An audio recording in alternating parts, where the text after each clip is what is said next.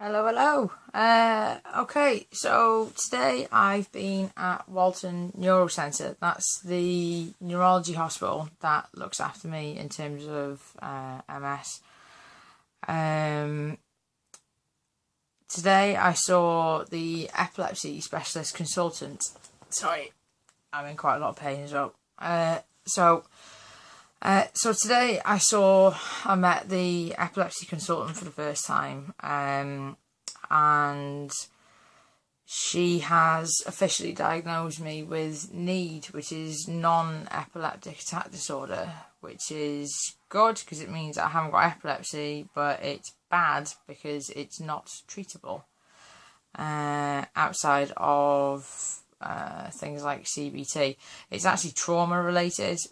So basically, really long story short, the consultant went over everything that's happened in the last 10 years and basically went, you've been so busy being strong and making sure everybody else is alright about all this bad shit you put up with, that actually your body is now telling you you need to start looking after yourself. And that basically is my new condition in a nutshell. I'm not good at being selfish. I'm not good at putting myself before others. I'm not good at being self-absorbed in terms of illness. I'm not good at resting, being told what to do, taking a day off. I've literally turned up at work before now and they told me that they won't let me in the building. So I'm not really sure where to go from here. So everything's all a little bit strange. In some ways I feel a little bit angry because it's actually putting people before myself that's actually made me more ill. I don't really feel sad or anything like that about the diagnosis. It was going to be NEAD or epilepsy, so we knew it was going to be one or the other. It's just another thing I've got to learn to live with and try and manage. Management wise will probably prove quite difficult for me, and it's incurable, and the consultant said that there's only a 10 to 20% chance of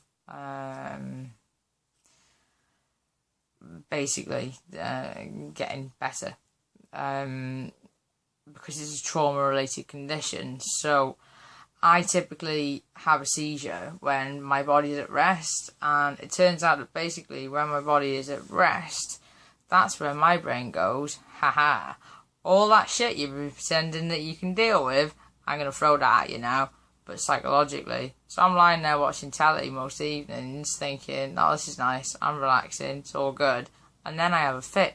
So now it all sort of makes sense, because basically I push and push and push and push my body as much as I can. Anybody that knows me will vouch for that. In fact, most of my followers on invisible illnesses have probably figured that one out.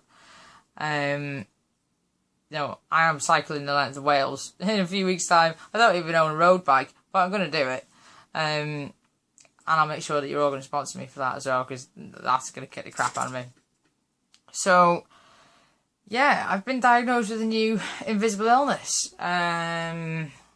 Which is all a little bit odd, but it's not the end of the world. I'm already seeing a psychotherapist, so there's not a huge amount that I can do differently other than try and concentrate on myself for a bit, which I find a really difficult thing to have to do, because I think myself and my health are probably the last thing on my agenda most days.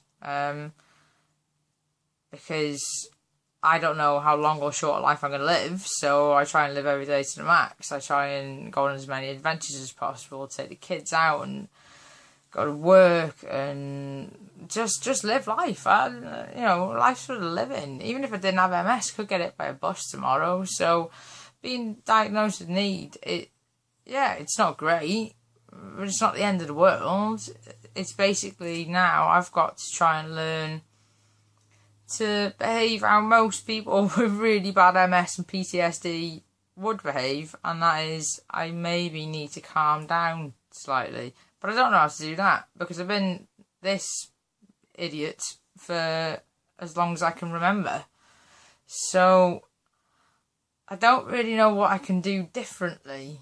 The consultant agreed with me that sitting around in your dressing gown all day isn't going to make things any better. So I got 10 years worth of trauma to work my way through now. And my body's basically telling me, yes, you've tried to do it before. Yes, you've seen psychologists before. Yes, you've had counselling before. But that shit didn't work. You got to sort this out, or I'm going to really kick the crap out of you.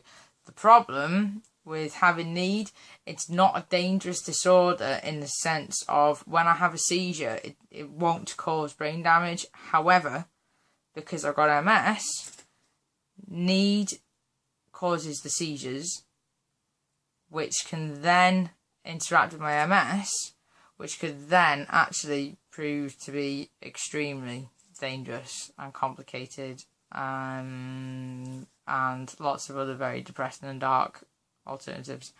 So basically I've got to learn to calm down.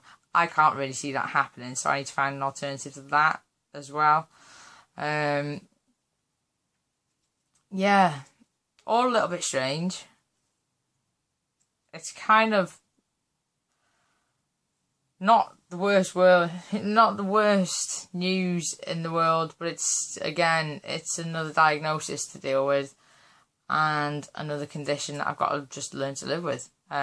So anybody out there with need, give us a shout. Let me know if there's anything that you found has helped you, outside of things like CBT.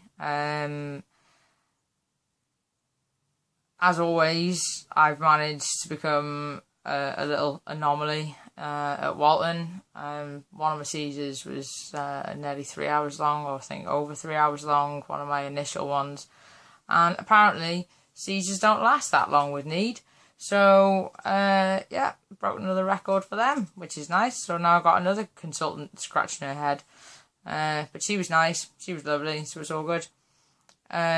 So, yeah, me and my slightly broken brain, but slightly tanned face are gonna, I don't know, find a way to live around it, with it, alongside it. I don't know. Nothing's really any different now than it was this morning before I left for Walton. So, yeah. But if you've got need, give me a shout and let me know if there's anything that you found helpful, any techniques, anything to try and ward off having a seizure. Because apparently it's doable, but the success rate's not very good. So I could do with some tips outside of Google, preferably. Yeah. So I will speak to you all very soon. And I hope this finds you well. And have a good night.